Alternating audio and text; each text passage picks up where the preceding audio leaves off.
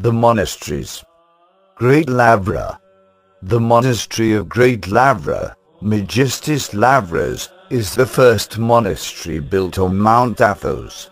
It is located on the southeastern foot of the mount at an elevation of 160 meters.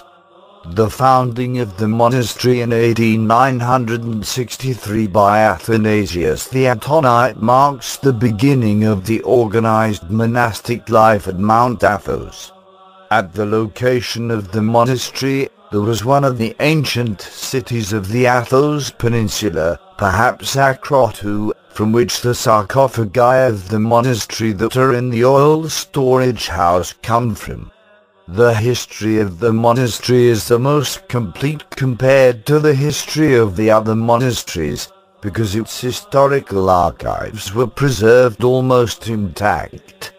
It is possible that the study of these archives may contribute to the completion of the knowledge of the history of other monasteries, whose archives were partially or completely lost. The Monasteries.Great Lavra. Founding.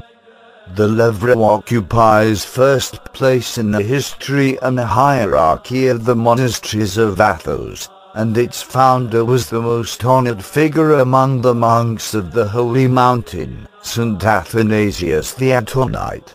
It was St. Athanasius who introduced into what up to then had been a monasticism of cave-dwelling hermits the Cenobitic system, which was afterwards to become the monastic way of life par excellence. With the permission of the Emperor Romanus II, Athanasius began building works. Soon afterwards, his friend Nicephorus Phocas became emperor and supported him in a variety of ways. The Catholicon was built first. Very soon large numbers of many nations and languages, some distinguished and others totally undistinguished, flocked to lead the monastic life under the direction of the saint. The policy of support of Phocas was continued by his successors Zimiscus and Basil II, nicknamed the Bulgar Slayer, in spite of opposition to St. Athanasius in some quarters.